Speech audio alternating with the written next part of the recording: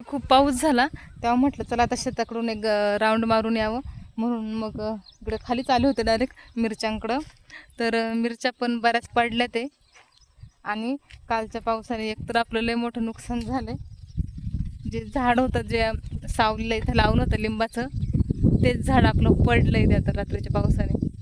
आणि मिरच्या पण खूप पडल्या ते, तर मी तुम्हाला दाखवते. मिरच्या आता बऱ्याच पडल्या ते.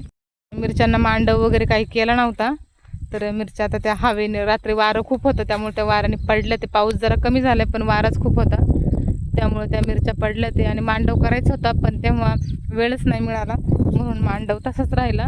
आणि आता असं वाटतं तेव्हा केला असं तर बरं झालं असतं मांडव. तर काय आता बघायला लागला, तर झाला तर झाला, तसंच थोडंसं करायला लागेल, साधं सिंपल तरी करायला लागणार आहे. आणि हे बघ तुम्हाला, आणि हे झाड आहे, हे आपलं पडलंय झाड. आणि आता ही मस्तपैकी उन्हाची सावली होती लिंबाच्या झाडाची, आणि आता तेच लिंबाचं झाड रात्रीच्या पावसाने पडलंय.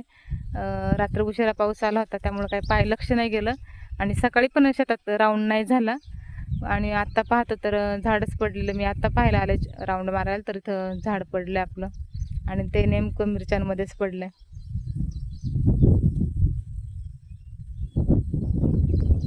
तोडायला लागतील असं हे करून, कारण मग ते नेमकं मिरच्यांवरतीच पडले, म्हणून झाडाच्या फांद्या तोडायला लागणार आहेत ते. आता बघू, आता उद्या, आता तर काही वेळच झाला म्हणून बघू आता उद्या.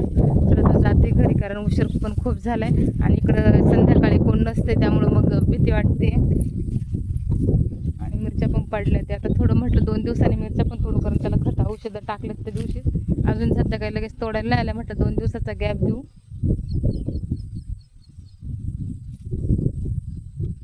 होते शेतात तर थोड्याशा मिरच्या पण तोडून घेतल्यात म्हटलं. आणि कधी कधी असं होतं, आपल्या शेतात मिरच्या असतात घरी पण घरात वापरायला नसतात, त्यामुळं मी आता आठवण करून ह्या मिरच्या घेतल्या ते.